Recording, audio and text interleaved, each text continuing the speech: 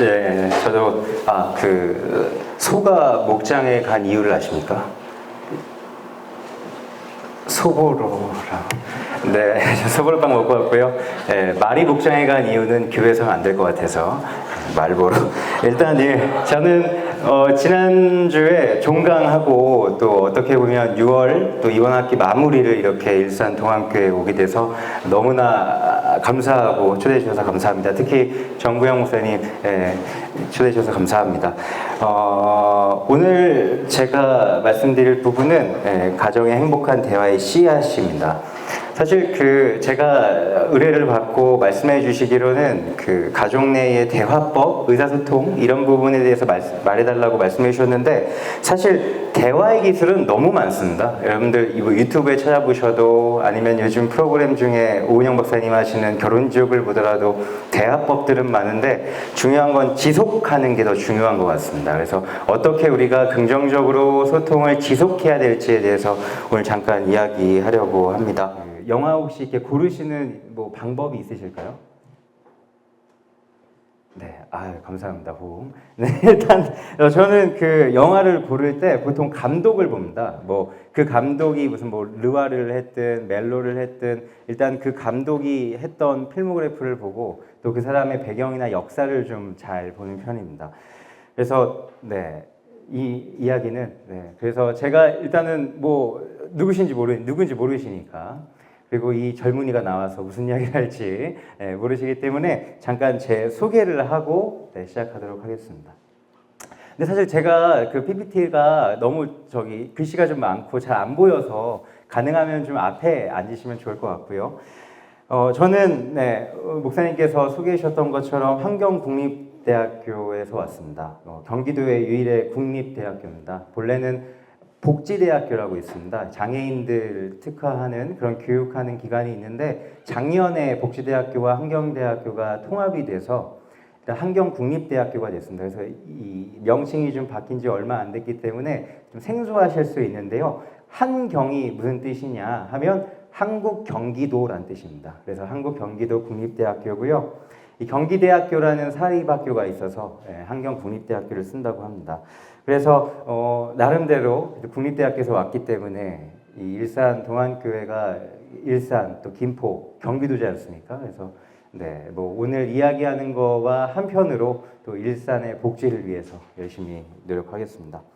저희 학교는 저희 전공은 복지상담학 전공으로 6월에 바뀌었습니다. 본래는 아동가족복지학과였는데요.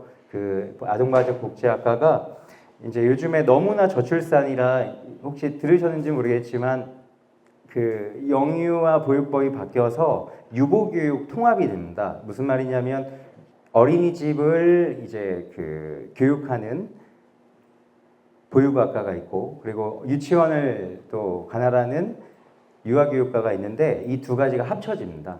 그러면서 아동가족학과가 이제 폐지가 될 거라서 그걸 이제 선제적으로 복지상담학과로 바뀌었고요. 그리고 복지상담이라는 말은 생각보다 얼마 되지 않은 용어입니다. 우리가 보통 상담이라고 하면 개인 심리상담을 이야기를 합니다. 개인 심리상담은 개인에게만 초점을 맞춥니다. 그래서 예를 들면 상담을 받으러 가시면 개인 상담은 그 앞에 있는 클라이언트, 상담을 받으러 온 사람에게만 초점을 맞추기 때문에 예를 들어서 그 사람이 우리 가족이 힘들어요, 이혼하고 싶어요 하면 그 사람이 원하면 이혼해도 됩니다 라고 이야기하는 것이 심리 상담이라면 복지 상담의 중요한 것은 관계입니다. 그래서 그 사람도 중요하지만 그 사람을 둘러싼 환경, 가족, 이웃 그 어떤 관계 맺기를 잘 하게끔 만드는 것이 복지 상담입니다. 그래서 최근에 어떤 대두되는 그런 신규 학문이기도 하고 그리고 어떻게 보면 이 사회가 유지되기 위해서는 개인 상담보다는 이런 관계 맺기가 더 중요합니다. 그래서 그런 측면에서 어떻게 보면 국립대학교가 정말 보수적인 학교인데도 불구하고 이 전공 명칭으로 좀 바꾸고 있습니다. 제 전공 분야는 가정폭력입니다. 그래서 나중에 시간이 되시면 구글의 학술 검색에 가정폭력 장대연 치면 이제 가정폭력 관련해서 이렇게 논문들이 좀 있는데요. 그 가정폭력 또 가족 기능에 대해서 연구를 하고 있고 최근에는 저출산 관련해서 그런 해결 방안이나 또 가족 치료 상담을 연구 분야로 하고 있습니다. 어떻게 보면 제 이런 전공 분야가 좀 과거부터 제 성장기부터 지금까지 마주했던 그런 문제와 관련이 있습니다. 저는 아까 목사님께서 말씀하셨던 것처럼 이제 목회자 가정에서 지금 있는데 사실 제가 처음에 태어났을 때는 저희 아버지는 교회를 안 다니셨습니다. 교회를 다니시지 않으시고 그리고 저희 어머니만 이제 그 교회를 다니셨는데 이제 전문 용어로 소위 이제 그 속도 위반을 하셔가지고 제가 나왔습니다. 그래가지고 그 어머니가 그 임신하셨을 때 아들을 주시면 무조건 목회자로 목사님으로 키우겠다라고 이제 서원하셨고 그래서 저는 고등학교 때까지 쭉 그렇게 자라다가 어떤 뭐 또 다른 어떤 하나의 계기로 이제 일반 학부로 가서 그리고 이제 신학을 공부해야지 하고 이제 연세대학교의 영어영문학과에 들어가서 사회복지를 복수 전공했고요. 그럼에도 불구하고 저희 집에 가정폭력이 많았습니다. 어렸을 때부터 저희 그 아버지가 경상도 울진 분이신데 그 울진의 그 선비 쓴 장씨 집안 하면 되게 유명했다고 합니다. 그 이렇게 어르신들도 있는데 제가 외람되지만 요즘 최근에 젊은 사람들 이야기하는 걸로 십선비란 말이 있습니다. 엄청나게 선비 집안이라는 겁니다. 그래서 그 선비 집안에 있었고 가부장적이었고 4대 장손이셨고 그러니까 좀 많이 어렸을 때 기억이 사실 저희 아버지가 어머니를 구타하는 것들밖에 없습니다. 그러기도 하고 저도 많이 맞았고 지금 생각해보면 왜 맞았는지도 모르겠습니다. 그러다가 저희 아버지가 또 어떤 큰 계기로 신학을 공부하시고 목회자가 되신 후에는 한 번도 손을 대신 적도 없고 뭐 지금은 너무나 친구처럼 잘 지내고 있지만 과거에 제가 그 경험했던 그 가정폭력은 특히나 제가 맞은 것보다 저희 어머니가 그렇게 폭력을 당하는 걸 봤을 땐 그건 지금까지도 잊혀지지가 않습니다. 그래서 그런 부분에 있어서 가정폭력을 좀 공부해야겠다는 생각을 했고요. 또 대학교에 들어와서 가족복지론이라는 수업을 들으면서 이 TSL 가족치료라는 걸 이제 배웠고 그 수업이 참 좋았던 건 치료를 어떻게 해야 되는지를 얘기하는 것이 아니라 학생들이 스스로가 클라이언트가 되는 겁니다.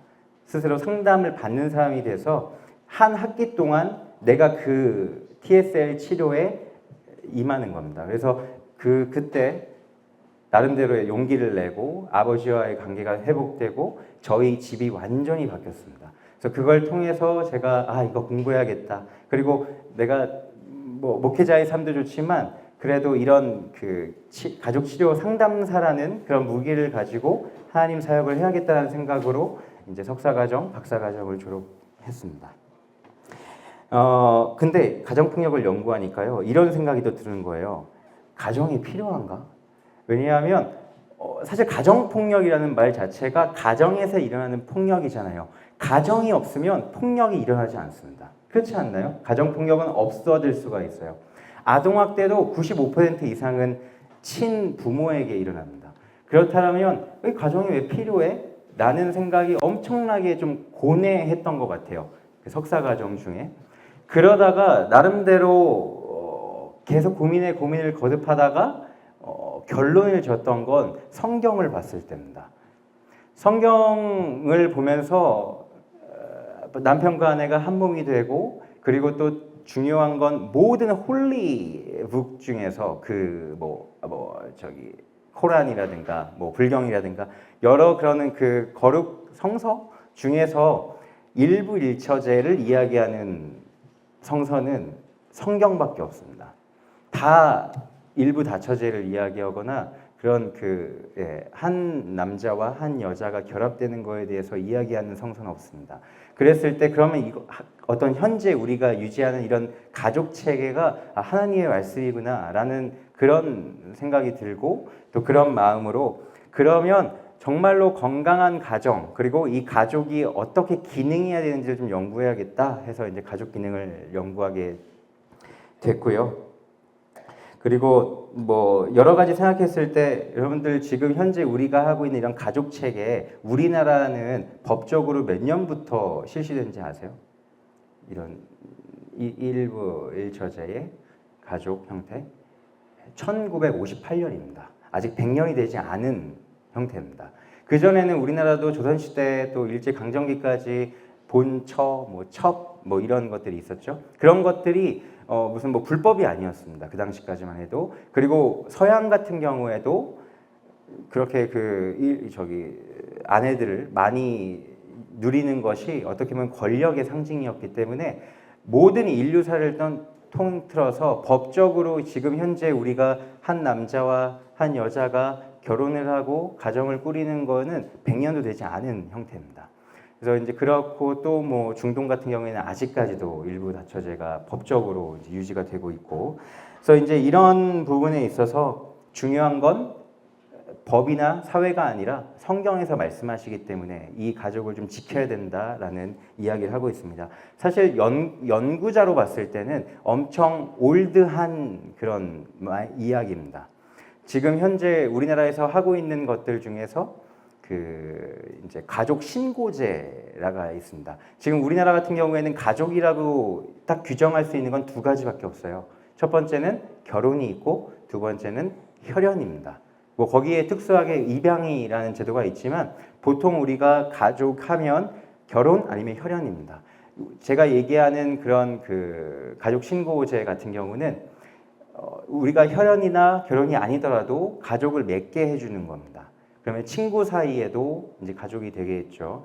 그래서 지금 독거노인들을 위한 그런 정책이기도 합니다. 혼자 사시다가 고독사 하시는 경우가 있어서 그렇다면 친구들과 함께 이제 가족을 만들도록 이렇게 유지시키는 건데, 중요한 건 제일 반대하는 건 사실 교회에서 반대합니다. 왜냐하면 동성애 이슈가 있기 때문에.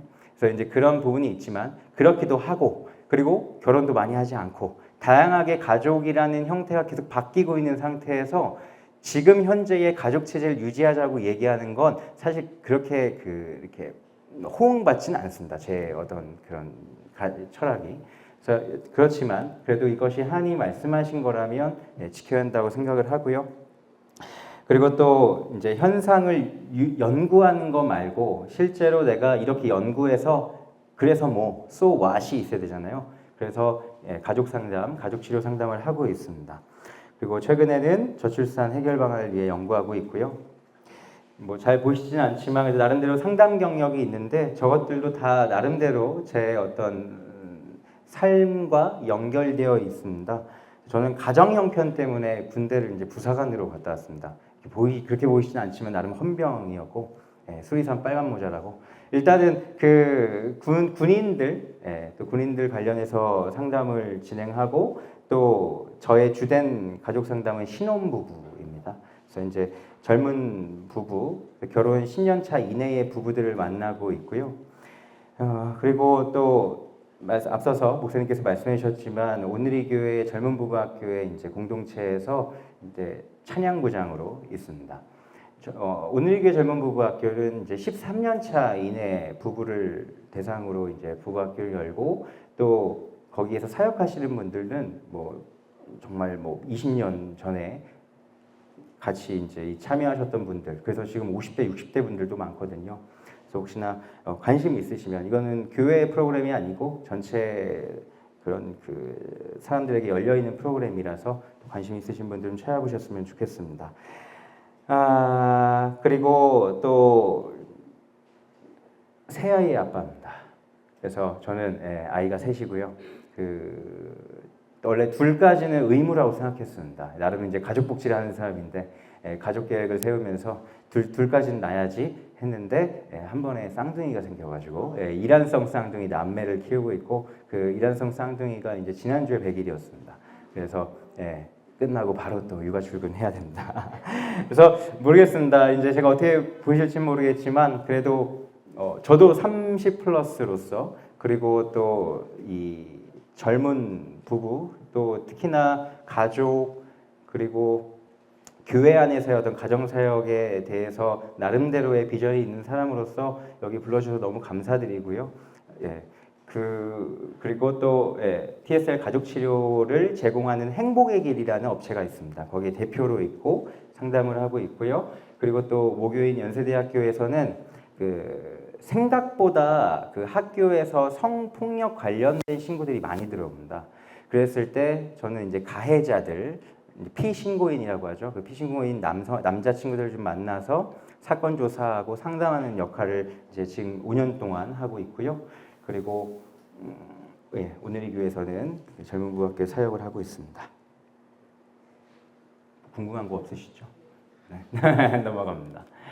네, 제가 오늘 여기 동안교회에서 좀 나누고 싶은 것들입니다. 일단 인트로는 교회에서 왜 가정사역을 해야 되는가부터 좀 이야기를 하려고 합니다. 그리고 가족의 의사소통을 어떻게 해야 되는지, 제가 하고 있는 TSL 치료에서 중요한 부분만 좀 한 개씩 뽑아서 왔습니다. 그래서 T는 땡큐입니다. 그래서 존재에 대한 감사, S에서는 미안함과 용서를 어떻게 해야 되고, 마지막으로 사랑은 또 어떻게 해야 되는지에 대해서 나누고자 합니다. 오늘 제가 이야기하는 건 TSL 치료의 한 10,000분의 1밖에 안 됩니다. 그래서 끝나시고 나서는 이 TSL이 좀 뭔가 관심이 생겼으면 좋겠습니다. 그러면 인트로부터 가정사역은 시대적 요구다부터 얘기하겠습니다. 질문입니다. 혹시 320조가 뭔지 아십니까? 320조. 320조. 뭘까요? 무엇입니까? 아무거나 던져주시면 안 될까요? 제발요. 맞습니다. 감사합니다. 와, 근데 이거 연습 문제라 선물은 없는데 아무튼 너무 감사합니다. 320조라는 거는 우리나라가 좀 안 보이네요. 17년간 우리나라가 저출산 대응을 위해서 썼던 돈이 320조 원입니다. 이게 2023년 기준이고요. 그리고 제가 올해 찾아보니까 올해 저출산 예산이 48조입니다. 그러면 18년 동안 우리나라가 저출산을 극복하기 위해서 쓴 돈이 370조 정도 되는 겁니다. 엄청나죠? 다음부터 질문은 선물이 있습니다. 뭐 큰 건 아닌데요. 이제 저희 TSL 치료를 만드신 교수님께서 또 큰 뜻이 있으셔서 기독교 크리스찬들을 위한 TSL 치료를 만드셨고, 이제 그 책이 작년 12월에 나왔습니다. 되게 따끈따끈합니다. 그래서 맞추시면 이 크리스찬 TSL 책을 드리겠습니다.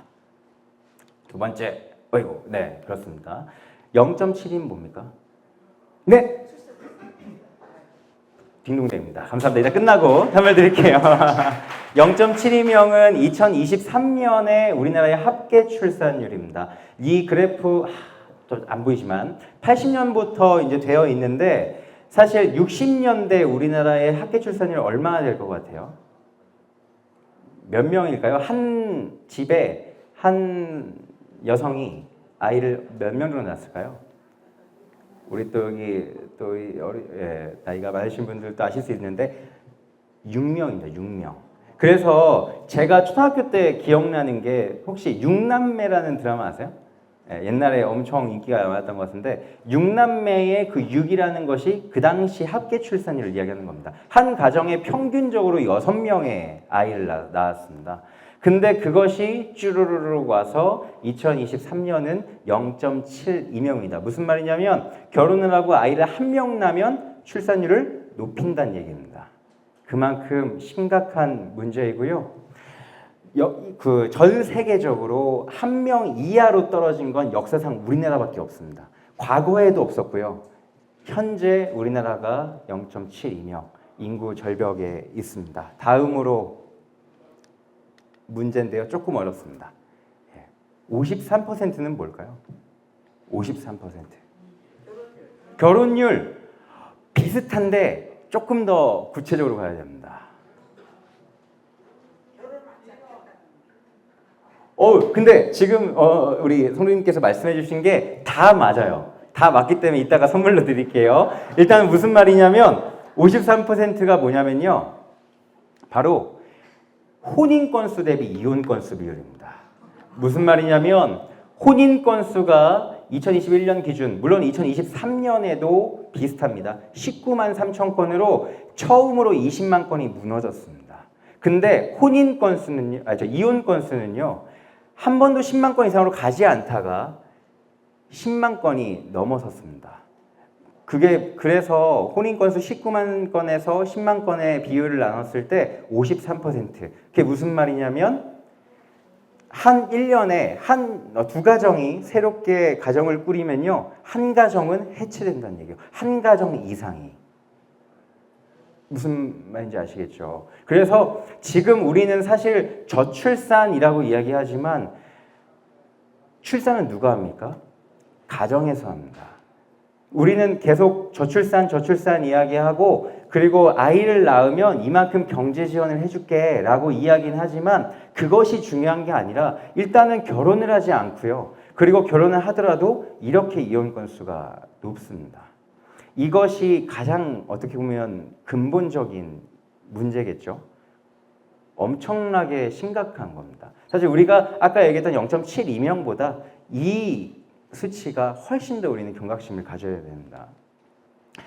그리고 또 중요한 것은 출산 시기에 젊은 부부들이 9년차 이내의 부부들이 가장 많이 이혼한다는 점이고요. 이 코로나19 이후에 나름대로 이혼의 트렌드가 황혼 이혼이 돼서 최근에는 이제 황혼 이혼 저 위에 나오네요. 그 30%가 좀 넘어섰었는데 또 다시 이제 최근에는 좀 줄어들고 있고 항상 높은 건 젊은 부부라는 겁니다.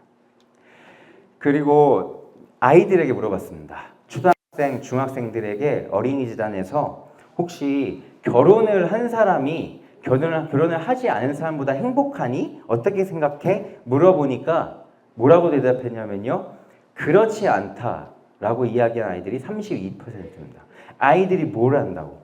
네, 그렇죠? 그리고 또 아이를 낳으면 가족이 더 화목해지니? 라고 했을 때도 그렇다라고 대답하는 친구들보다 그렇지 않다라고 대답하는 친구들이 훨씬 많습니다. 우리가 지금 여기 계시는 분들도 결혼에 대한 어떤 관점을 갖고 계신지 모르겠지만 우리의 모습보다 우리의 미래 세대는 더 암울하다는 거예요. 나름대로 저희 때 저도 이렇게 묻겠습니다. 저희 때 초등학교 때 중학교 때 이렇게 학창 시절에 물어보면 결혼할 거예요 물어보면 대부분이 한다라고 이야기를 했어요. 그런데 우리가 커 보니 우리 안 하잖아요. 근데 지금의 아이들에게 물어봤을 때는 아이들조차도 심지어 결혼하지 않겠다라고 이야기를 하는 겁니다. 그리고 그렇다면 이들이 그러면 뭐를 보고 결혼하지 않겠다고 하겠습니까? 누구를 보고? 이 아이들이 부모예요. 가정 안에서의 그런 부분이 깨져 있다는 얘기를 하는 겁니다. 그리고 또 이건 저희 연구팀의 그런 연구입니다. 중학생, 고등학생에게 물어봤어요. 이제 성장기 학창 시절에 가정 폭력이 있었니? 그 부모님끼리 이제 싸우는 걸 목격했니? 아니면 부모님께 부당한 이유로 학대를 당했니? 라고 물어봐서 아이들 구분해가지고 이제 자살 생각에 대해서 물어봤는데 당연히 저희 팀의 가설은 직접 맞은 게 훨씬 더 문제겠지. 더 자살 생각을 더 많이 하겠지 생각했는데 그게 아니었어요. 아이들이 부모님께 학대를 당했던 것보다 부모들의 부부싸움을 목격했던 아이들의 자살 생각이 50%가 더 높았습니다. 그 얘기는 우리는 아이들에게 다 잘해주잖아요. 그리고 뭔가 아이들에게 제가 볼 땐 그렇습니다. 지금 현재 세대는 아이들을 절대 혼도 잘 안 내실걸요. 손찌검 당연히 안 하실 거고. 그런데 아이들에겐 그것이 중요한 것이 아니라 우리 부부의 관계가 훨씬 중요한 겁니다. 우리 부부가 건강했을 때 아이들이 훨씬 더 행복하게 자란다는 걸 이제 말씀을 드리고요. 그리고 그러면 크리스천들은 어떤가? 이제 오기 전에 한번 서칭을 해봤습니다. 10집 중에 3곳 이상이 가정폭력이 있고요. 그리고 특히나 목회자, 우리 목사님들 2명 중에 1분이 불안이나 우울증을 경험하고 있습니다. 중요한 것은 우리는 사실 세상에 있는 사람들과 우리는 나름대로 구별되어 산다고 하지만 세상과 우리의 가정이 다를 바가 전혀 없는 겁니다. 가족의 기능, 제가 이제 관심 있어하는 분야입니다. 이 가족의 기능은요, 일단 첫 번째로 그런 재생산의 기능이 있습니다. 다시 말해서 출산의 기능이 있는 겁니다.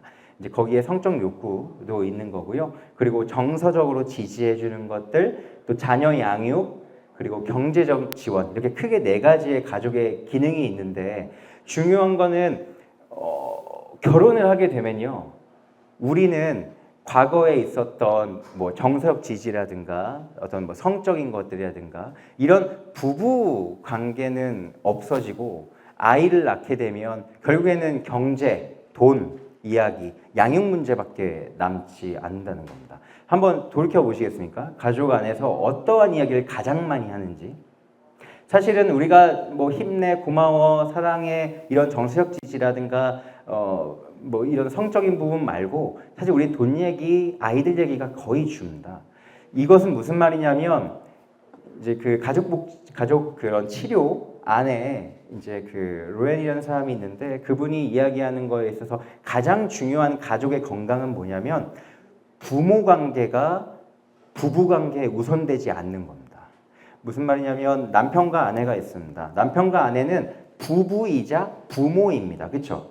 그래서 부부의 관계와 부모의 관계는 명확히 다릅니다. 근데 우리는 결혼하고 아이를 키우게 되면 부부 관계는 없어지고 부모 관계만 남아요. 저도 마찬가지입니다, 사실은.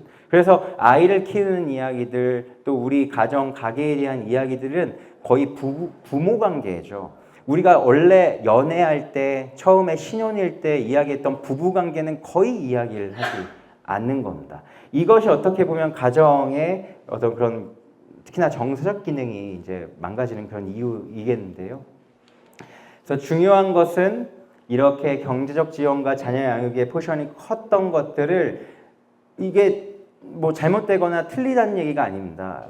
그것들을 잘 밸런스 있게 맞춰가는 거고, 그리고 제일 중요한 것, 성경적인 그런 결혼관 위에, 그 반석 위에 우리 가정을 세우는 것이라고 좀 말씀드리고 싶습니다. 그래서 뭐 이제 요약을 한다면, 우리 이제 이 세상이 이런 경제적인, 특히나 우리나라의 이제 출산 그런 정책을 보통 어떻게 얘기하냐면 양육 경감 정책이라고 얘기를 해요. 그러니까 낳기 전이 아니라 낳은 후에 그 양육하는 데에 부담을 경감해주는 정책인데, 그것들로 우리가 출산을 하거나 가정을 많이 이루려고 하는가? 절대 아니라는 거죠. 제가 지금 이제 새아이의 아빠고, 또 나름대로 올해 이제 태어났으니까 이런 그 육아 정책을 많이 혜택을 받아요. 제가 쭉 세봤어요. 그러니까 제가 살고 있는, 저도 경기도에 살고 있는데, 저희 지자체 같은 경우에는 아이를 하나를 낳으면, 그러니까 둘째부터 한 달에 아니죠. 그 1,400만 원을 줍니다. 그러니까 엄청 많죠. 그리고 너무 좋아요. 대신에 3년에 나눠서 주기 때문에 이사를 못 가요. 그러기도 하고, 그 다음에 작년부터 생겼는데 이제 부모 그 급여라는 거 들어보셨어요? 부모 급여? 부모 급여라고 해서 작년부터는 한 달에 70만 원씩 줬는데 올해부터는 100만 원씩 줍니다. 저는 쌍둥이니까 한 달에 200만 원씩 들어와요. 대단하죠? 근데 중요한 건 뭐냐면, 그래서 다 뭉뚱그려서 해보니까 제가 아이를 낳고 정부에서 받는 돈이 한 3년 안에 6천만 원 정도 됩니다. 뭐 지난달인가 뉴스에 나왔었는데, 뭐 1억을 주면 아이를 낳겠습니까 하는 게 그냥 하는 말이 아니에요. 현재 정책이 그렇게 가고 있습니다. 근데 저보고 4명을 넷째를 낳으려고 물어보면 절대 안 낳죠. 네. 그러니까 중요한 것은 경제 정책으로는 해결이 될 수가 없어요. 관계 회복이 먼저입니다. 그래서 중요한 것은 이런 사회 위기, 저출산, 고령화, 다양한 그런 위기들이 가정이 해체되고 그리고 관계가 단절됐기 때문입니다. 그래서 우리는 가족 관계를 더 건강하게 하는 데 초점을 맞춰야 되고요. 그렇기 때문에 제가 말씀드렸듯이 이런 현재 이런 가족 체계를 가족 기능적으로 만들려는 저의 나름대로의 이런 사역의 방향은 성경에 써 있는 겁니다. 하나님 말씀이라는 겁니다. 그렇기 때문에 우리 교회에서 이런 가정 사역을 더 열심히 해야 됩니다. 그냥 저의 생각이기도 하지만 어렸을 때부터 이제 뭐 목회하시는 아버지도 보고 또 주변의 목회자 가정들을 봤을 때 한 10명 중에 8명은 신학을 공부하려고 했다가 지금은 한 명도 남지 않았거든요. 제 친구들 중에서. 그런 것은 결국에는 아버지의 모습을 보고 포기를 하는 겁니다. 그리고 또 이런 교회의 부흥은 저는 제일 첫 번째 걸음은 가정의 회복이라고 생각합니다. 그래서 우리는 이렇게 모임을 힘써야 되고요. 그리고 또 중요한 것은 각자 우리 성도님들의 가정을 건강하게 만드는 것이라고 생각을 합니다. 그래서 저는 이런 연구를 하고 있습니다. 그래서 다음으로 이제 제가 하고 있는 TSL 가족 치료입니다. 잠깐 짧게만 소개를 한다면요, 이 TSL 가족 치료가 그 결혼지옥 거기에도 오은영 박사님이 언급을 해주셨는데요. 그 TSL, T는 Thank you, 그리고 S는 Sorry, 그리고 다음에 L은 Love라고 해서 Thank you, 고마움과 미안함과 감사함을 소통으로 표현하게끔 만드는 그런 치료라고. 그래서 가정폭력 실태조사를 진행합니다. 정서적 폭력, 그러니까 말 폭력이죠. 말과 뭐 물리적, 신체 폭력, 방임 다 포함해서 그 당시에 조사를 해보니까 10집 중에 7집에 가정폭력이 있었고요. 아내 구타, 그러니까 폭력을 행사하는 집이 10집 중에 3집이었습니다. 그 전까지, 그 실태조사 전까지는 우리나라는 한 번도 가정폭력을 뭔가 사회적인 이슈로 나눈 적이 없고요. 지금은 이런 얘기하면 절대 안 되지만 과거에는 뭐 이런 속어도 있었죠. 뭐죠? 명태와 아내는 때려야 제맛이다. 이런 것처럼. 그래서 결혼할 때 뭐 했습니까? 그 줄에 잡고 명태 맞죠? 황태인가요? 일단은 그것으로 막 그 남편들이 달리를 때렸던 건 너는 나중에 결혼한 다음에 아내 그만큼 실컷 때릴 거잖아 라는 걸 전제하는 겁니다. 그래서 그 정도로 우리나라는 가정폭력에 대해서 너무나 만연한 사회였고요. 그리고 이제 그런 80년대 실태조사는 없었지만 그 당시에 세대에게 물어봤을 때 10집 중에 8집은 구타까지 있었다라고 이야기를 했습니다. 그리고 만약에 남편이 아내를 때려서 병원에 실려갈 정도로 그렇게 상처를 입혔더라도 우리나라는 가정에서의 일은 가정에서지 라는 그런 것들 때문에 법적으로 남편을 이렇게 처벌할 수 있는 그런 법 자체가 없었어요. 우리나라 자체가 90년대 초까지만 해도.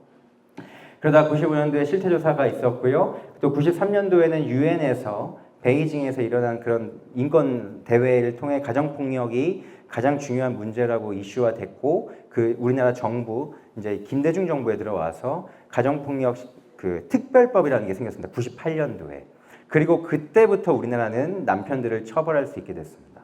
그 정도로 우리나라는 아직까지도 이런 가정폭력 자체가 이렇게 정화되어 있지 않은 그런 사회라고 아시면 될 것 같고요.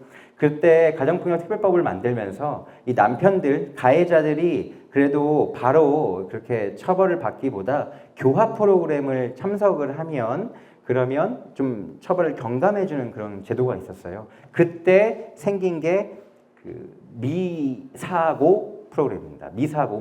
우리 미안해, 사랑해, 고마워, 미사고 되게 많이 들어보시지 않았어요? 그 미사고와 TSL 자체는 아무튼 저희 연구팀에 이제 카피라이트가 있습니다. 일단 근데 미사고 이 프로그램을 진행했는데 미사고는 말 그대로 미안해부터 시작하는 겁니다. 가정폭력을 했으니 남편들에게 물어봤죠. 미안하시죠?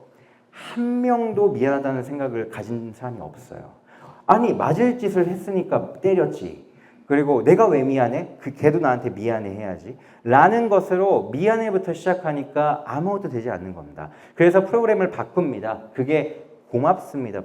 미사고를 했을 때 그래도 10명 중에 1명의 그런 변화자가 있는데 그 사람들의 특징이 무엇이었냐면 그래도 아내에게 고마움을 가졌던 사람이었던 거예요. 그래서 고맙습니다를 먼저 시행했고 그 고마움이 있을 때 미안합니다, 사랑합니다까지 가는 걸 보고 순서라고 생각하시면 되겠습니다. 그래서 T, 고마움부터 S, sorry, 그 다음에 love, 사랑함까지 TSL 치료를 개발해서 한 20년 동안 지금 상담을 진행하고 있고 계속 저희가 효과성을 검증하고 있습니다.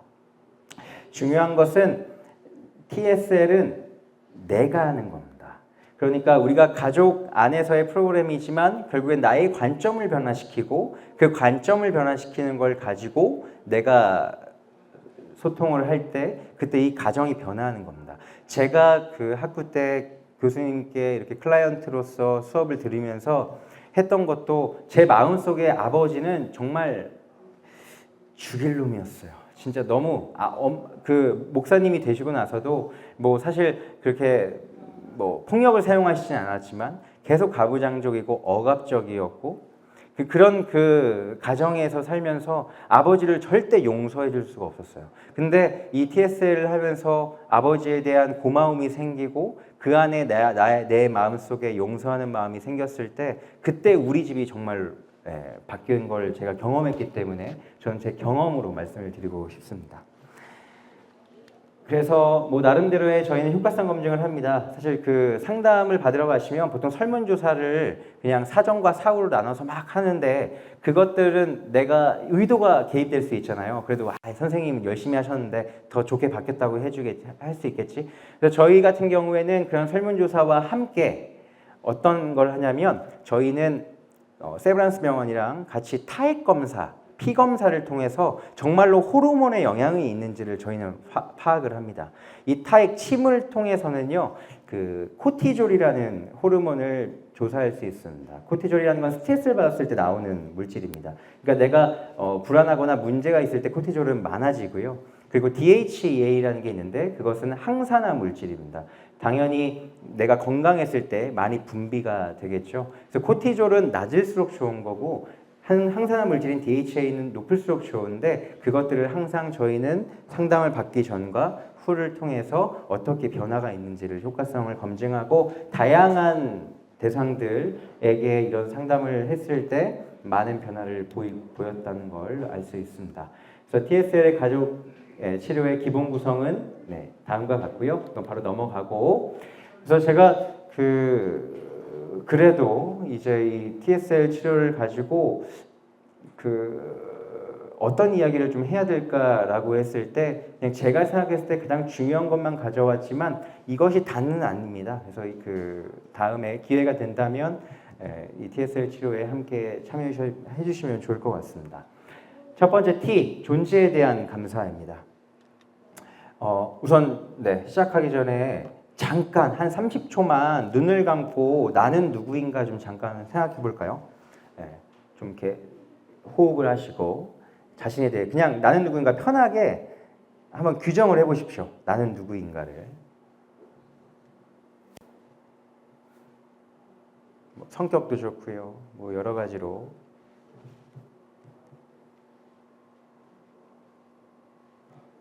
네, 여기까지. 자, 혹시 나는 누구인가 이렇게 이야기해 주실 분 있으실까요? 선물 드리겠습니다. 몇 건 안 남았습니다. 23,000원입니다. 아무나. 감사합니다. 네, 성도님. 어떻게 해주셨어요? 사랑받기 태어났습니다. 감사합니다. 박수 한번 주시겠습니까? 네, 감사합니다. 일단 사랑받기 위해 태어난 것도 그렇고요. 사실은 고맙습니다, 미안합니다, 사랑합니다를 생각해 보면요, 이것은 나 혼자 할 수 없습니다. 이 대화는요, 무조건 상대가 있어야 하는 겁니다. 우리가 이제 교회니까요, 하나님과 하나님을 내가 사랑하고 하나님 날 사랑하시고 이런 것들도 어떤 커넥션이라는 건 관계, 1대1 관계를 이야기하는 겁니다. 커넥션이 있어야 할 수 있는 겁니다. 그렇죠?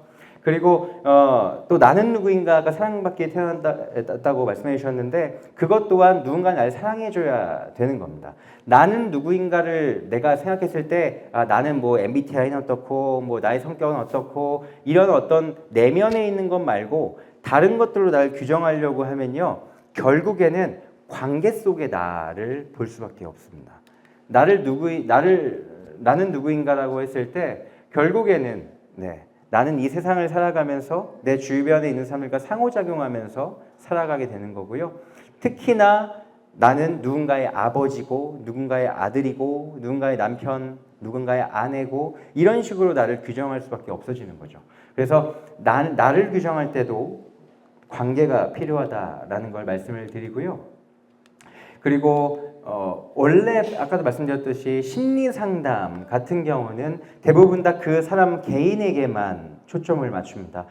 그 사람만 행복해지고 그 사람만 정서가 긍정적으로 바뀌면 된다라고 이야기를 하지만 이 TSL은 말씀드렸던 것처럼 관계 속에 나를 찾고 그 안에서 행복해지는 것이기 때문에 내가 좋든 싫든 나의 주변에 있는 환경과 함께 존재하고 공존하고 그리고 같이 좋아지는 공영이 매우 중요하다고 할 수 있겠습니다.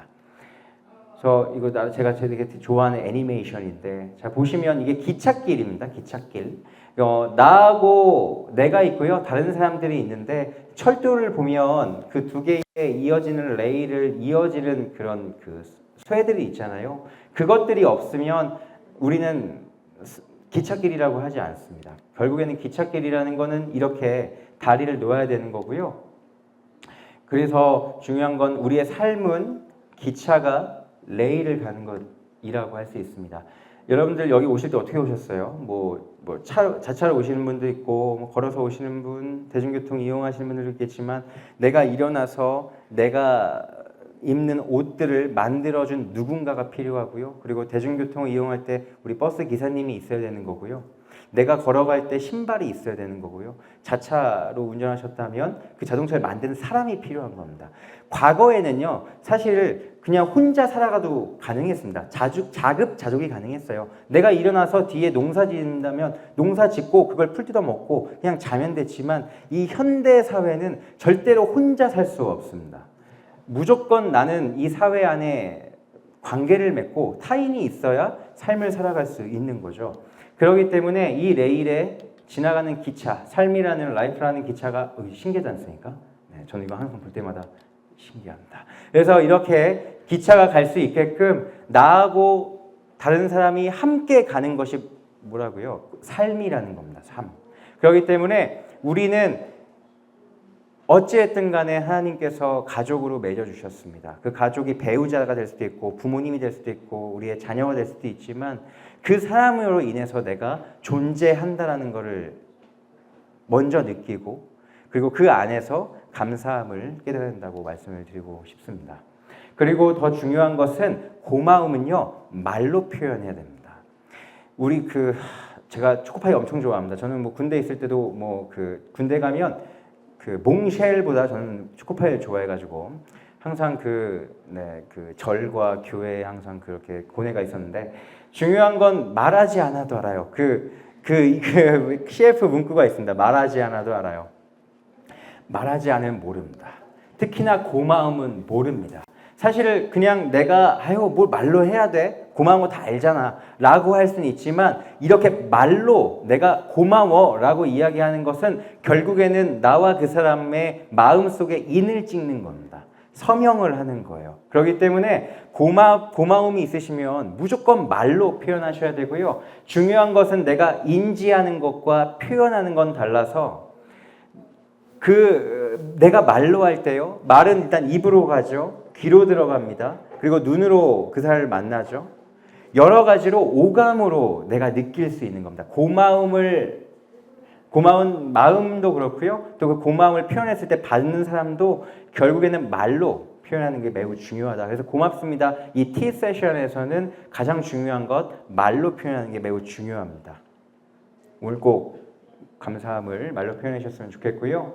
그리고 또 중요한 것 내가 고마움을 가지고 감사를 갖는 건 삶의 여유를 가져다 줍니다. 그래서 이 고마움, 감사 관련해서 저희가 KBS의 생로병사의 비밀이라는 프로그램이 있습니다. 그 프로그램에 저희 TSL 치료가 나온 적이 있는데 이 감사를 가지고 있을 때 안에 있는 그런 긍정적인 호르몬이라든가 항산화 물질이 많이 나옵니다. 그렇기 때문에 내가 그 사람 왼수 물론 이제 아까 나는 누구인가 물어봤지만 나의 가족은 누구인가를 물어보는 과제도 있거든요. 대부분이 다 왼수입니다. 특히나 우리 50대 넘으신 우리 아내분들께 여쭤보면. 근데 중요한 것은 그게 왼수가 아니라 일단은 그 왼수 전에 고마움을 먼저 느낀다면 그것은 그 사람에게 중요한 것이 아니라 누구한테 좋다고요? 나한테 좋은 겁니다. 그래서 우리가 삶을 살아갈 때 그 존재만으로도 감사하고 그리고 그 안에서 고마움을 표현하고 그것이 그 상대방을 위한 것도 있지만 결국엔 나를 위한 것이라는 걸 아셨으면 좋겠습니다. 또 좋아하는 애니메이션인데요. 예, 에너지 교환 이론 뭐 고맙습니다로 좀 한정을 해보면요. 나머지 것들 휴대폰이나 자동차나 일이나 다 무엇이든 에너지를 쓰게 되면요 고갈이 됩니다. 하지만 고맙다라는 말, 뭐 미안해 사랑한다라는 말은요 에너지가 고갈되지 않습니다. 그 상대도 좋고 나도 좋다. 그래서 에너지 교환 이론이라고 이야기를 합니다. 그러니까 네, 여러분들의 어떤 뭐 지쳐지는 게 아니고 저 힘을 얻는 거라면 더 많이 하셨으면 좋겠고요. 두 번째입니다. 네, 미안함과 용서. TSL 중에서 뭐 가장 좋은 건 그거겠죠. T와 L은 많아지고 S는 줄어드는 것이라고 할 수 있겠습니다. 제가 그 이제 신혼부부들을 뭐 그래도 지금까지 한 60가정 정도를 만났습니다. 교회에서 의뢰되는 것도 있고요. 그리고 뭐 일반인들도 많이 만났지만 교회 다니는 사람들이 훨씬 더 그러니까 신앙이 있으신 분들이 이 TSL 받아들이는 게 쉽습니다. 근데 그것의 맹점이 뭐냐면요. T는 너무 잘하십니다. 고맙습니다. 왜냐하면 여러분들 우리가 예배의 방법이 뭡니까? 감사함으로 구문에 들어가는 거잖아요. 찬송함으로 그 이름을 높이는 거잖아요. 그렇죠? 그리고 항상 기뻐하라 범사에 감사라는 말씀 항상 하고 주일날 오면 찬양도 항상 하는 게 감사라는 말 쓰니까 감사 너무 잘해요. 고맙다는 말 너무 잘해요. 근데 중요한 건 S가 안 돼요. 미안함이 안 돼요. 교회에서는 물론 우리가 누군가를 용서해야 된다, 또 미안한 말을 해야 된다는 말을 약간 하지만 그렇게 비중 있게 하지 않기 때문에 결국엔 T는 너무 잘하다가 항상 S 때 갑자기 이제 시간이 안 되고 갑자기 안 나오시고 이제 이런 경우가 생깁니다. 선생님들 한번 생각해 보세요. 제가 볼 땐 그래요. 그래도 다들 우리의 가족들, 배우자들, 뭐 부모님께 감사함은 있지만 그 내가 받았던 그 상처에 대해서 내가 용서할 수 있는가, 그리고 그것이 아무것도 없는가 생각해 보셨으면 좋겠고, 그럼 나는 미안하단 말은 잘하는가 좀 생각해 봤으면 좋겠습니다. 그래서 이 미안함과 용서가 어떻게 보면 TSL이라는 과정 중에 제일 어떻게 보면 어려운 부분입니다. 왜 어렵냐라고 했을 때 상대방이 나에게 준 상처나 아니면 내가 상대방에게 준 상처가 1이라도 결국에는 내가 인지하는 것은 100으로 생각할 수 있기 때문입니다. 이제 몇 가지 잠깐 이론을 좀 말씀을 드리려고 하는데요. TSL 이론 중에 메모리 박스라는 게 있습니다. 메모리 박스라는 건 뭐냐면 나의 머릿속에 나름대로 이제 도서관처럼 섹션이 있는 거예요. 그 중에 뭐 나의 친정엄마, 뭐 나의 자녀, 너 딸, 그리고 나의 남편, 뭐 이런 식으로 나름 이렇게 칸이 있는데 그 안에 계속 그런 부정적인 기억을 넣는 이제 그런 메모리 박스가 있다는 겁니다. 그걸 왜 못 버리냐라고 했을 때 무엇이냐면 내가 나중에 내가 불리해지거나 아니면 어떤 일이 발생했을 때 그것을 나의 재산으로 생각하기 때문입니다. 이제 이 뒤에서도 얘기하겠지만 가장 안 좋은 말이 뭐냐면요. You said that이에요. 뭐냐면 너가 그랬잖아. 너가 옛날에 뭐뭐 했잖아. 라고 이야기하는 그것들이 왜 생기냐면 이런 부정적인 기억을 이 메모리 박스에 넣기 때문입니다. 중요한 것은 이 부정적인 메모리가 나한테 있는 거예요? 상대방에 있는 거예요? 내 머릿속에 있는 겁니다. 그렇다면 그 스트레스는 누가 받습니까?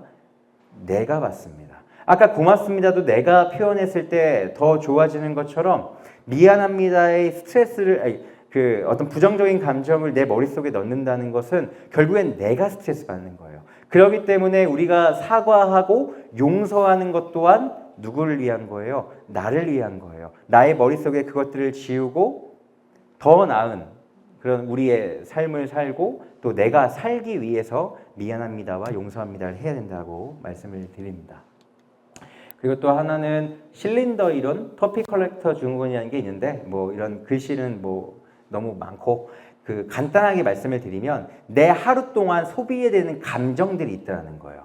그게 기쁨이든 짜증이든 분노든 우울감이든 생각해 보시면 우리가 계속 하루를 계속 쳇바퀴 돌듯이 살고 있기 때문에 거의 비슷하게 살게 됩니다. 그렇기 때문에 내가 하루에 어느 정도의 행복감을 느끼고 기쁨을 느끼는 어떤 그런 실린더의 양이 있고요. 그리고 또 내가 누군가에게 화를 내야 되는 양도 있는 거예요. 한번 생각해 보십시오. 내가 직장에서는 어떻게 하고 있고 내가 집에서는 어떻게 해야 되는지 보면 저도 모르겠어요. 제 얘기여서 그런지 모르겠지만 저도 항상 뭐랄까 그냥 여러 가지 그런 실린더 중에서 여러 가지 실린더 중에서 그 뭔가 그 항상 아내한테 약간의 그런 짜증을 내야 되는 게 있나 봐요. 그러니까 정말 아무것도 아닌데 항상 뭔가 그 집에 들어가면 짜증부터 내고 이제 이런 경우가 있거든요. 그런 것들이 내가 이런 마음속의 실린더 안에 무엇을 해야 되는지, 특히나 이런 감정들이 있다는 겁니다. 그랬을 때 그런 다른 감정들의 실린더를 줄이려면, 그 비율을 줄이려면 결국 우리는 TSL, 고마움과 미안합니다와 사랑합니다의 어떤 그런 감정을 높이는 방법밖에 없어요. 그래서 이제 그런 부분을 말씀드리고요. 그리고 아까 얘기했던 것처럼 you said that 결국에는 나의 그 재산권을 자꾸 꺼내는 것들. 저도 맨날 비슷한 게 이제 저희 집에서 제가 하고 있는 역할 중에 하나가 이제 쓰레기 버리기인데 쓰레기 봉투를 이제 버려야 되는데 한 번도 까먹어요. 아침에 버려야지 해가지고 문 앞에 갖다 놓고 그냥 저는 출근하죠. 그러면 이제 연락이 오죠. 왜 쓰레기를 문 앞에 뒀냐? 이제 그러면 야 너도 그 설거지 한다고 안 했잖아.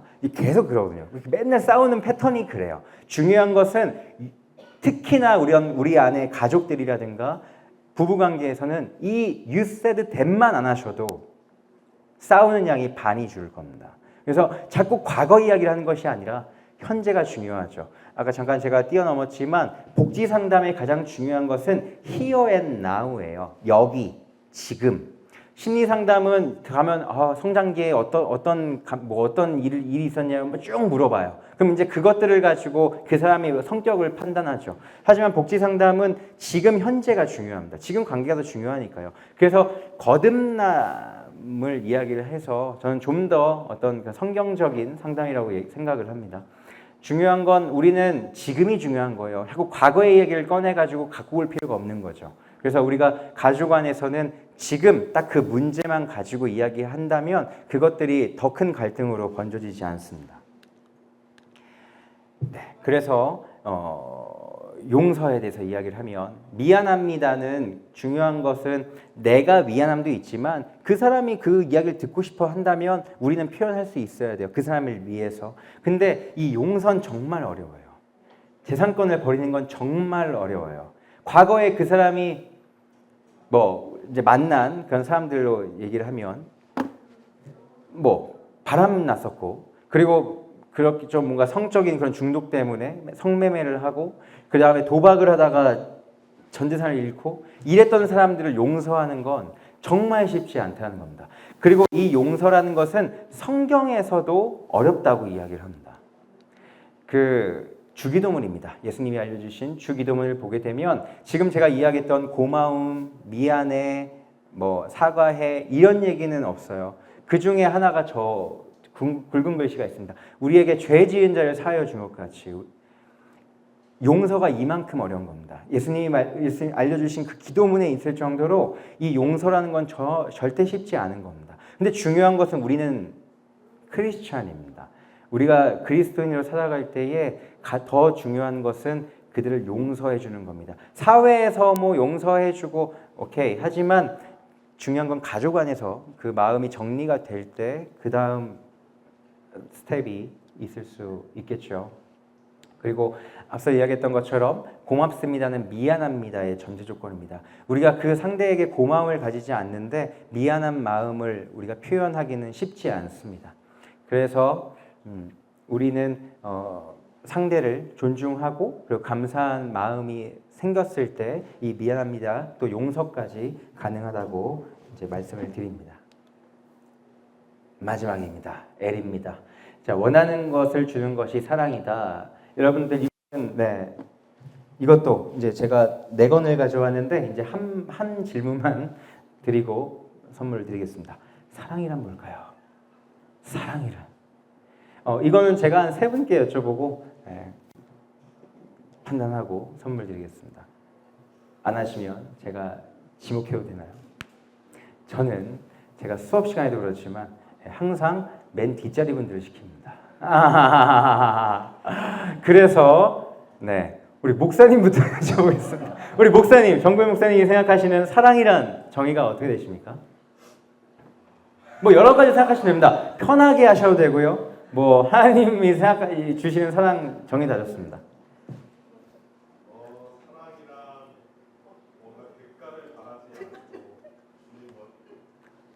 감사합니다. 네네 맞습니다. 그리고 우리 각 분단 맨디에 계신 분들만 여쭤봐요.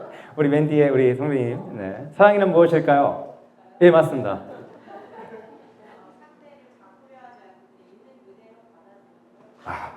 감사합니다. 감사합니다. 마지막으로 우리 감사합니다. 이 3분이 다 맞는 말씀인데 괜히 3분께 여쭤봤습니다. 한 건밖에 없는데 일단은 알겠습니다. 일단은 제가 이따가 목사님께 드리고 목사님께서 나눠주십시오. 죄송합니다. 제가 선택을 못하겠습니다. 일단 지금 말씀해 주시는 게 다 맞습니다. 이제 사랑의 정의, 사랑과 관련된 나름 사랑도 학자들이 있습니다. 사랑만 이제 연구한 그 에릭 프롬이라는 사람과 라이프니츠라는 사람이 있는데요. 그 사람들이 이야기한 그 정의가 뭐냐면 에릭 프롬이라는 사람은 사랑이라는 것은 내가 어떤 한 대상에 대해서 가지고 있는 그런 관심이라고 했고요. 라이프니츠라는 사람은 그 사랑받는 대상에 대해서 그 사람을 내가 행복하게 해줬을 때, 그 사람이 행복했을 때 내가 기쁨을 얻는 것이 사랑이라고 이야기를 했어요. 그래서 이제 그것들을 좀 종합해 봤을 때 이제 우리가 어떻게 사랑을 정의할 수 있는가? 사실은 사랑이란 무엇인지 정의를 알려주는 곳이 거의 없지 않나요? 사실 교회에서도 그렇게 사랑을 맨날 고린도전서 13장만 이야기하셔서 일단은 이거를 우리가 사회학적으로 사랑을 정의해 보면 나만을 생각하는 것이 아니라요. 상대방에 대해서 관심을 갖고 그리고 행복하게 해주고요. 그 행복해하는 걸 보고 내가 기쁨을 느끼는 것, 그것이 바로 사랑입니다. 이해되실까요? 우리가 사랑과 제일 혼동하는 게 무엇이냐면 좋아하다입니다. 좋아하다, like, 뭐 영어로 prefer, 선호하다. 선호하는 것과 사랑은 뭐가 다르냐면 선호하다, 좋아한다는 건 중심이 누구한테 있는 거냐면 나한테 있는 거예요. 내가 내 생각이 내 마음이 그걸 내가 호감을 느껴 이게 좋아하는 겁니다. 우리가 보통 사랑한다는 걸 둘 like 엄청 좋아해 라고 얘기하지만 사실은 좋아한다는 것과 사랑한다는 건 차원이 다른 이야기입니다. 이해가 되시죠? 그래서 좋아한다라는 것과 사랑은 완전 다른 이야기라는 걸 아셔야 됩니다. 그래서 우리가 처음에 연애를 하고 누군가를 만났을 때 갖는 감정은 호감이고요. 그 사람이 무엇을 하든 간에 내가 그 사람을 행복하게 해주고 싶고 그거를 통해 내가 기쁨을 느낄 때 그걸 우리는 사랑한다고 이야기를 하는 겁니다. 제가 이 사랑이라는 정의를 가장 많이 느끼는 건 저희 아이들을 볼 때입니다. 저희 아이들을 볼 때 뭐 걔가 뭐 짜증을 내든 뭐 말을 안 듣든 간에 뭐 똥을 지르든 어쨌든 간에 저는 그냥 뭐 우는 것만 들어도 너무 좋아요. 그냥 그 아이만 보더라도 그 아이가 나한테 뭘 해주지 않더라도 걔가 웃고 행복해하고 좋아한다면 그냥 그것 자체가 너무 좋은 거죠. 그것이 바로 사랑입니다. 저는 그래서 하나님께서 주시는 우리에 대한 사랑도 이거라고 생각해요. 우리가 뭐 저도 마찬가지고 죄를 얼마나 짓습니까? 하루에 죄를 짓고 맨날 멀어지고 그럼에도 하나님께서는 우리에게 좋은 것만 주시려고 하고 그 안에 우리가 행복을 느낄 때 또 하나님께서도 기뻐하시고 이런 것들이 바로 사랑이고 아까 말씀해 주셨던 사랑 받기에 우리는 태어난 거죠. 그런데 중요한 것은 사랑을 우리가 당신을 사랑받게 태어난 사람이라는 것은 누군가가 나를 사랑하는 거예요. 누가? 하나님께서 나를 사랑하시는 그래서 내가 사랑받게 태어난 사람이라는 얘기입니다. 사랑은요. 또 한편으로는 뭐가 있냐면 뒤에 나오나요? 네.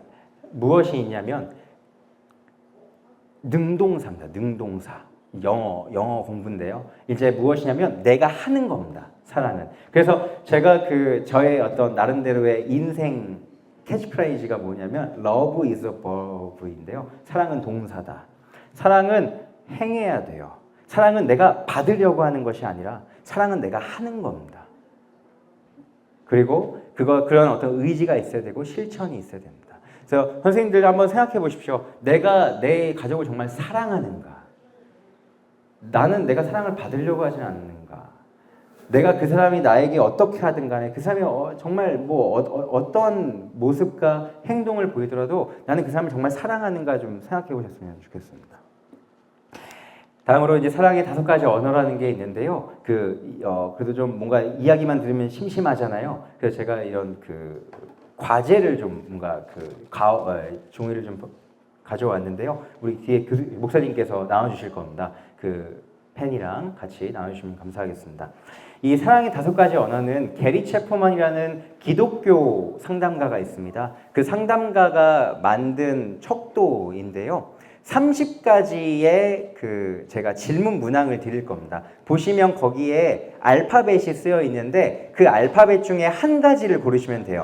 그러니까 무슨 말이냐면 30가지 질문이 있고 1번에 2가지의 문장이 있습니다. 그 문장 중에 내가 더 선호하는 거에 대해서 동그라미를 치시면 돼요. 한 4분 정도 이제 좀 A가 무엇을 뜻하고 E가 무엇을 뜻하는지에 대해서 말씀을 드릴게요. 일단 써놓으십시오. 밑에다가 답만.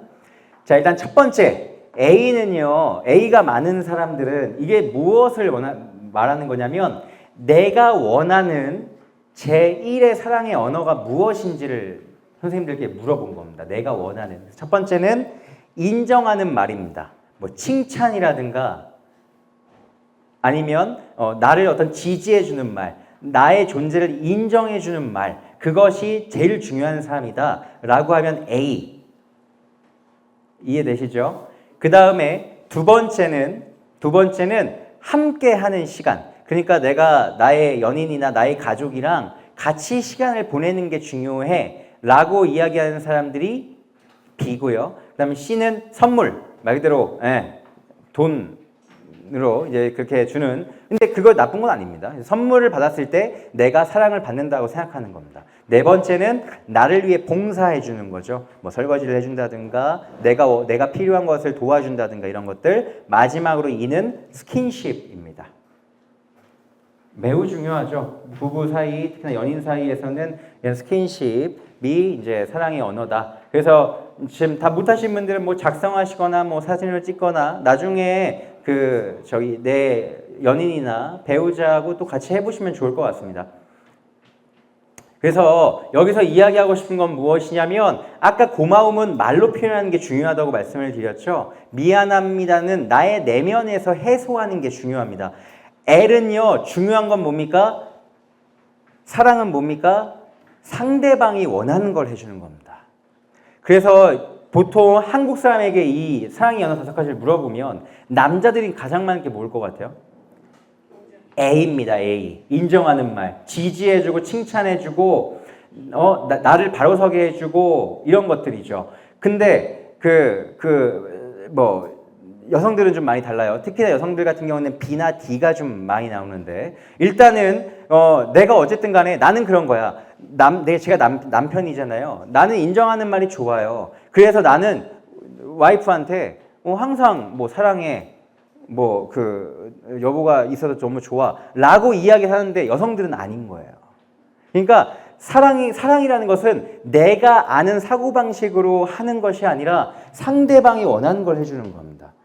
무슨 말인지 아시겠죠? 내가 아무리 나한테는 선물이나 스킨십이 아주 중요한 애정 표현이라고 하더라도 상대가 그렇게 생각하지 않는다면 그것은 아무 의미가 없는 겁니다. 제가 오늘 선생님들하고 이 사랑의 5가지 언어를 한 것은 그만큼 우리가 서로가 다를 수 있다는 거예요. 물론 같을 수도 있지만 그래서 어떤 순위, 어떤 게 1순위고 나에게 어떤 게 2순위인지를 한번 생각해 보시고 나의 연인에게, 나의 배우자에게 물어보셔서 어떤 것이 내 사랑의 언어인지를 확인하셔서 그거를 가지고 상대방이 원하는 걸 가지고 사랑한다는 겁니다. 이해되시죠? 오케이, 넘어갑니다. 그래서 사랑이라는 것 중에 하나는 내가 주는 거고 상대방이 원하는 걸 해주는 겁니다. 마지막으로 진리와 함께 기뻐한다라는 것은 여기 보시면 고린도전서 13장 4절부터 6절입니다. 항상 이런 가족 복지하거나 부부 상담하거나 항상 이 성경 구절 가지고 나오는데 뭐 이거를 가지고 제가 이야기하는 것이 아니라 4, 5, 6 사랑은 오래 참고 친절하고 시기하지 않고 뽐내지 않고 이 안에 중요한 건 뭐냐면 내가 사랑받는다는 얘기는 없어요. 그리고 내가 무엇을 좋아한다는 얘기도 없어요. 저것들 시기하지 않고 교만하지 않고 무례하지 않고 이익을 구하지 않고 성을 내지 않는다는 건 무슨 말이냐면 상대방의 편에 서서 내가 사랑했을 때 이런 행동들이 보이지 않는다는 겁니다. 사랑이라는 것은 중요한 것은 그 상대방에게 관심을 가지고 행복하게 해주고 그것에 대해서 내가 기쁨을 얻고 그리고 원하는 걸 해주고 맨 마지막 가장 중요한 것 저희는 그래도 크리스찬으로서 진리와 함께 기뻐하셨으면 좋겠습니다. 사랑이라는 것이 이웃 사랑, 그리고 중요한 것 우리에게 가장 가까운 이웃이 누구예요? 가족이에요. 그렇죠? 여러분들 우리가 하나님 사랑, 이웃 사랑 매번 교회에서 이야기하는데 정작 중요한 나하고 가장 가까운 이웃을 사랑하지는 않아요. 이웃 사랑이라는 말은 가족을 먼저 사랑하라는 얘기입니다. 그래서 하나님 사랑, 이웃 사랑이 다 완전해졌을 때 진리와 함께 기뻐해지는 거겠죠. 그래서 여기 우리 모인 사람들은 이 세 가지 파트를 모두 다 충족해서 사랑하셨으면 좋겠습니다. 10분 남았어요. 가족 의사소통해 가지고 이제부터 원래는 오늘 대화법이잖아요. 이거는 꼭 한 번 더 불러주시면 제가 이건 쭉쭉 넘어가야 될 것 같아요. 그래서 가족은 타인과 의사소통하는 것과 가족 의사소통은 다르다는 얘기고요. 대화 시간은 무슨 말이냐면요. 남편 아내에게 물어봤어요. 이 하루에 대화 시간 얼마나 해? 그러니까 남편들은요. 얼마나 하냐고 했냐면 평균이 150분이에요. 150분. 아내는 109분이라고 그랬어요. 뭐야? 같이 얘기했는데 왜 달라? 근데 뭐가 있냐면 남편들은 모든 걸 다 대화라고 생각해요. 오케이? 뭐 뉴스 나오면 뉴스에 저런 그런 일이 있었지 뭐 이런 얘기까지 다 대화라고 생각하는데 아내들은 다르다는 거예요. 아내들은 그런 어떤 가십거리 말고 우리끼리 이야기하는 것만 대화라고 생각한다는 겁니다. 그래서 그 두 개가 좀 차이가 난다는 얘기고요. 중요한 건 TV 시청 시간을 빼버리면 거의 뭐 2분의 1밖에 안 되는 그런 부분이고 그다음에 대화 주제도 항상 돈 문제, 자녀 문제가 가장 우선되기 때문에 의사소통이 어렵다라는 겁니다. 그리고 또 남편과 아내가 이야기하는 것들이 좀 달라요. 그래서 대화의 어려움을 물어봤을 때 남편들은 아내랑 대화하는 게 좀 더 어렵대요. 아내보다.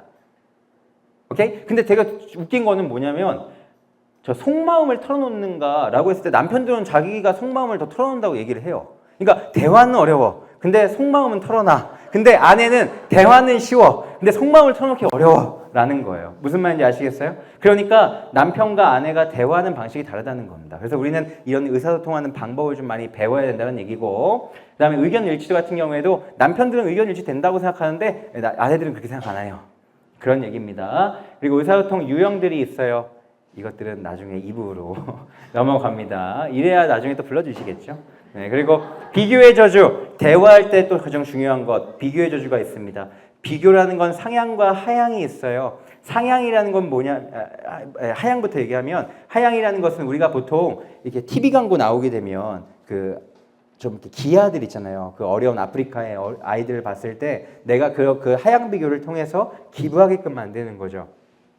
내가 그 사람들보다 우월하다고 생각하는 거고 상향 비교라는 것은 나보다 더 높은 사람과 비교하는 겁니다. 제가 이제 그 가족도 연구하지만 또 스마트폰 관련해서 청소년들을 연구합니다. 그래서 제가 작년에 나온 그 논문 중에 이런 게 있었어요. 스마트폰을 많이 할수록 애들이 행복하지 않은 거예요. 이상하지 않아요? 애들이 항상 쉴 때마다 게임하고 스마트폰 많이 하잖아요. 좋아서 해야 되는데 행복도가 떨어지는 거예요. 그래서 그 경로를 좀 찾아봤습니다. 그 경로 중에 하나가 뭐였냐면 주관적 계층의식이에요.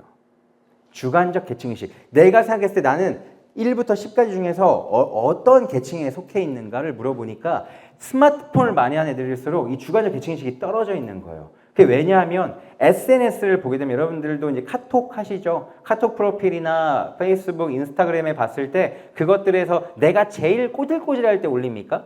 보통은 내가 제일 재밌고 좋은 데 갔을 때 올리잖아요. 제일 잘 나온 거 상향 비교되는 겁니다. 그러니까 내가 나는 저기 보니까 나랑 똑같은 저기 나이인데 저 인플루언서는 맨날 외국 나가서 놀고 있고 호텔 가서 막 사진 찍고 나는 이거 뭐야 이러니까 계층의식이 자꾸 떨어지는 거예요. 그러니까 스마트폰의 중요한 것은 계속 그런 아이들이 상향 비교를 해서 행복도가 떨어진다는 거죠. 중요한 건 우리는 엄사친 맞나요? 아닌데 엄사친 아니죠. 남사친이어서 엄마 사람 친구들 아무튼 그래서 우리가 엄친아라는 말이 이 비교입니다. 그렇죠? 그래서 엄마 친구 아들 항상 뭔가 비교당하고 이런 것들 하면 안 된다는 것 나중에 더 이제 깊게 이야기할 수 있는 시간이 있으면 말씀을 드리고 이제 진짜 마지막으로 이제 선생님들께 말씀을 드리고 싶은 건 저는 이제 TSL 치료 중에서도 TSL 커플 치료를 합니다. 그래서 원래는 이렇게 집단을 구성할 때 각 남편 아내 중에서 한 명만 와가지고 이렇게 그룹 치료를 하는데 저 같은 경우에는 신혼부부들이 다 같이 모입니다. 그래서 남편과 아내가 시간이 될 때 그래서 이제 같이 이렇게 네 쌍 정도를 같이 해서 우리가 10회기 한 2달 반, 3달 가까이를 만나게 되는데요. 그런 프로그램에 대한 효과성에 대해서 이제 이야기를 하는 건데 이 부분도 좀 넘어가고 또 제가 다른 것보다 가장 크게 방점을 두었던 건 상담을 받고 싶어도 사실은 신혼부부들 대부분 다 맞벌이잖아요 요즘에. 그리고 또 아기들 봐야 되니까 시간이 안 나요. 그래서 이제 대면 상담과 비대면 상담을 따로 해서 어떤 게 효과가 있는지를 봤는데 그냥 결과적으로는 대면 비대면의 효과의 차이는 없었습니다. 둘 다 되게 좋다라는 거죠. 그래서 뭐 잘 안 보이지만 나름 그래프 중에서 파란색이 프로그램에 참여했던 분들인데 그 분들의 어떤 효과가 좋아졌다라는 부분, 뭐 항산화 물질은 계속 유지되고 코티졸은 또 떨어졌다라는 걸 얘기하고 이제 마무리합니다. 진짜 마지막. 더 웃긴 거. 이거 웃긴 거보다는 너무 신기했던 게 이거예요. 사실 제가 처음에 이제 이 논문을 쓰려고 16가정을 표집을 했습니다. 8쌍은 아이가 있는 집, 8쌍은 아이가 없는 집. 근데 프로그램을 하고 작년 5월에 마무리됐는데 제가 11월에 마지막 추적 조사를 해보니 작년 11월에요. 원래 자녀가 없던 집이 다 아이가 생겼어요. 뭐 일단은 이거는 질적 얘기니까 뭐 무슨 과학적으로 얘기하는 건 아니고요. 근데 다만 그들 중에서 분명하게 저한테 아이를 낳지 않겠다라고 공언했던 분들도 아이가 생겼다. 그래서 그 중에 아내분 중에 한 분이 갑상선암 때문에 호르몬 때문에 임신을 못한 그 집 빼고는 나머지 아이가 없었던 7집도 이렇게 자녀가 생겼습니다. 근데 중요한 것은 뭐 다른 부분보다 이제 가족의 어떤 특히나 부부 간의 관계가 좋아졌을 때 확실히 다른 패러다임이 열린다는 거죠. 그래서 여기 모이신 우리 일산동안교회 분들께 마지막으로 제안을 한다면 첫 번째 변화는 나로부터 오는 겁니다. 나로부터 오는 겁니다. 상대방이 변하는 걸 기대하지 마십시오. 저도 나름대로 제가 이 TSL을 10년 전부터 이렇게 참여를 하고 상담을 했지만 상대방은 절대 변하지 않습니다. 저희 집도 안 변해요. 그러니까요. 중요한 것은 내가 변하는 겁니다. 우리 찬양 중에 이 땅의 부흥과 회복은 나로부터 시작된다고 하잖아요.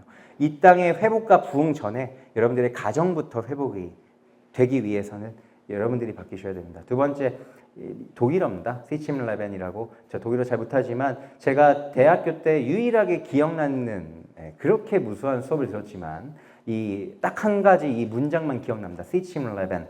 삶의 자리란 뜻입니다. 시치가 자리고 이미 오브고 레벤이 라이프라서 삶의 자리입니다. 여러분들의 가족은 삶의 자리입니다. 우리가 선택한 게 아닙니다. 우린 자꾸 선택했다고 생각하니까 자꾸 가정에 대한 해체가 말이 나오고 이혼이 얘기 나오고 단절이 나옵니다. 중요한 건 가족이라는 거는 미리 하나님께서 예배하신 여러분들의 삶의 자리입니다. 그걸 깨려고 하지 마시고요. 그래서 저는 이 가정에서의 여러분들의 발걸음 자체가 신앙이랑 똑같습니다. 사랑이라는 게 아까 노력이라고 말씀드렸는데 가족 중에 혹시 내가 가족 열심히 하려고 노력하시는 분들 많지 않습니다. 그냥 물 흘러가듯이 살죠. 신앙이나 가정에서의 어떤 사랑이나 중요한 것은 내가 노력하지 않으면 적극적으로 행동하지 않으면 멀어진다는 겁니다. 신앙이라는 것도 그렇잖아요. 몇 번 내가 교회를 안 나오게 되면 나오지 않게 됩니다. 결국에 관계의 문제도 내가 노력해야 됩니다. 그 삶의 자리를 좀 노력하시면서 바꿔나가셨으면 좋겠고요. 마지막으로는 사랑하셨으면 좋겠습니다.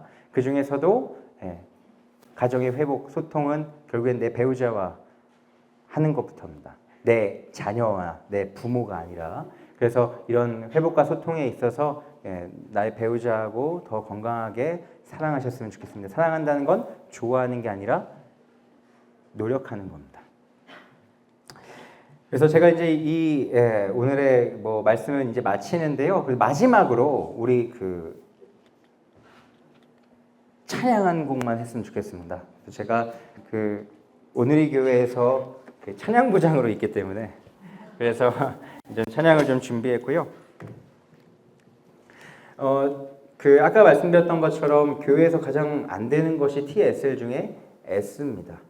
그래서 그 S에 대한 부분으로 이 찬양을 좀 가지고 왔습니다. 좀 오래된 찬양이긴 한데요. 좀 자신의 어떤 삶을 좀 돌아보시고 또 옆에 혹시라도 배우자가 있으시면 또 우리 배우자에게 이야기하는 것처럼 그렇게 좀 함께 찬양하고 마무리하도록 하겠습니다. 그리고 진짜 마지막으로 여러분들 내 하루의 1%가 얼마 되는지 아십니까? 1%가 15분입니다. 15분. 되게 적지 않나요? 24시간의 1%는 15분입니다.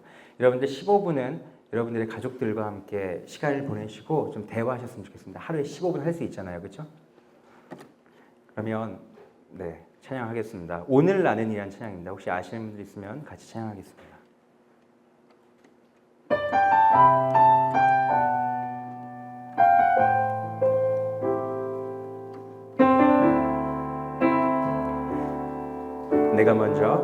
내가 먼저 손 내밀지 못하고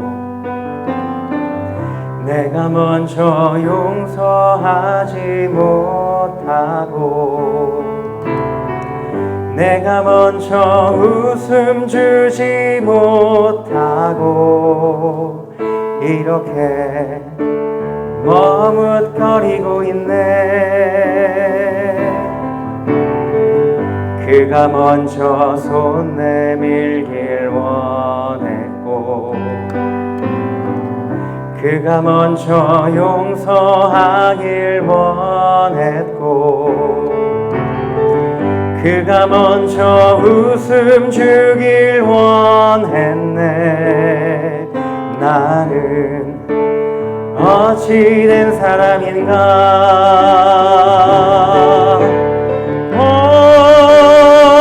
간교한 나의 입술이여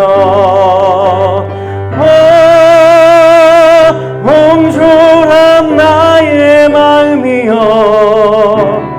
왜 나의 입은 사랑을 말하면서 왜 나의 마음은 화해를 말하면서 왜 내가 먼저 져줄 수 없는가. 왜 내가 먼저 손해볼 수 없는가. 오늘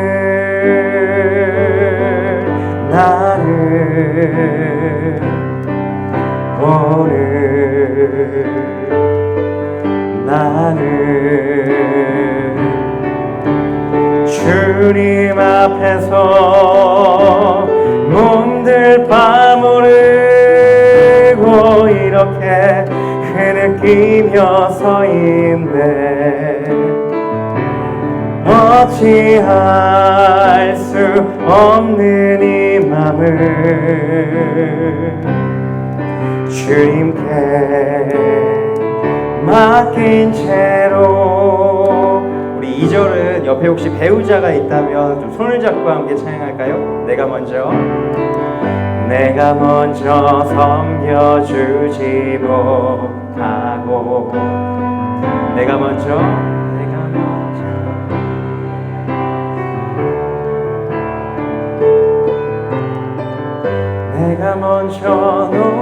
높여주지 못하고 이렇게 고집 부리고 있네. 그가 먼저 섬겨주길 원했고 그가 먼저 이해하길 원했고 그가 먼저 높여주길 원했네. 나는 어찌된 사람인가. 추악한 나의 욕심이여 서글픈 나의 자존심이여 왜 나의 입은 사랑을 말하면서 왜 나의 맘은 화해를 말하면서 왜 내가 먼저 젖을 수 없는가. 왜 내가 먼저 손해볼 수 없는가.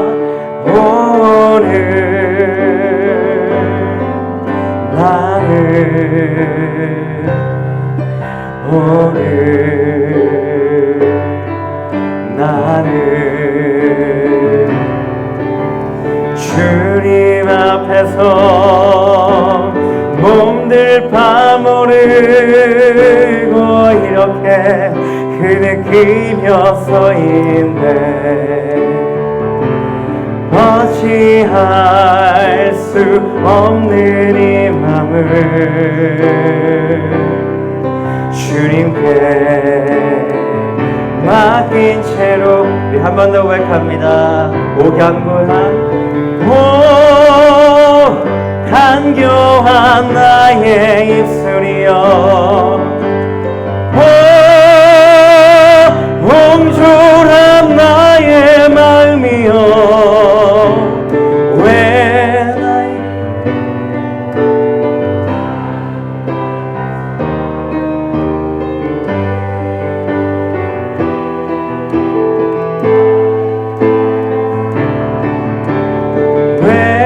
내가 먼저 젖을 수 없는가.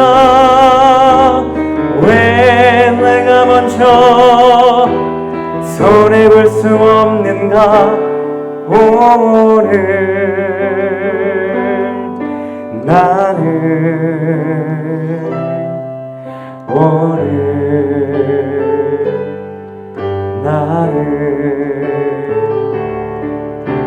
주님 앞에서 몸들 파무르고 이렇게 흐느끼며 서있네. 어찌할 수 없는 이 맘을 주님께 맡긴 채로